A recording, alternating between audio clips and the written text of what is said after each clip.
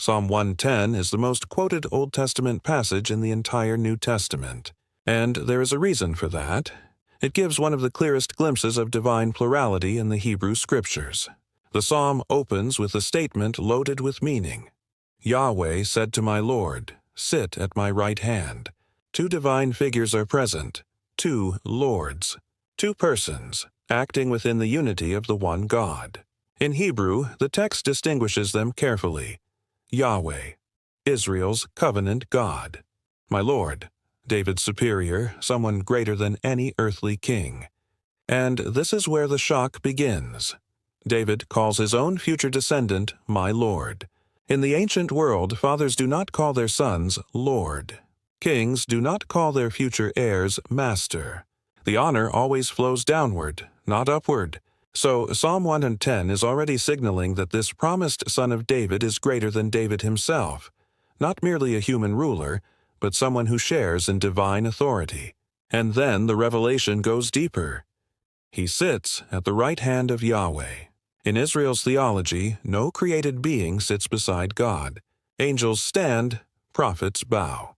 Kings serve, only God shares God's throne.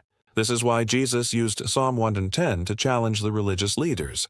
If David calls him Lord, how is he his son? He forces them to face the text.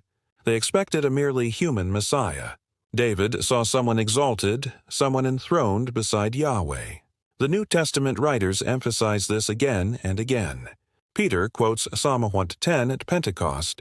David did not ascend into the heavens, but Jesus did. And Yahweh says to him, "Sit at my right hand," not stand, not serve from below. Sit in the place of shared divine authority. Hebrews builds the same argument. It compares Jesus to the angels. To which of the angels did God ever say, "Sit at my right hand"? The answer is none, because sitting at Yahweh's right hand is not a privilege of creatures. It is the position of the one who shares Yahweh's rule, Yahweh's honor, and Yahweh's victory. Psalm 110 destroys the idea that the Messiah is a created intermediary. The second Lord is not a lesser being.